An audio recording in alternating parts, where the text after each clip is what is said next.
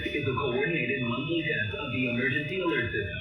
Broadcasters in our area are testing the equipment that can quickly warn you in the event of emergencies. If this had been an actual emergency, such as flooding, hot events, or a chemical spill, official messages would have followed this. They're not going back to school.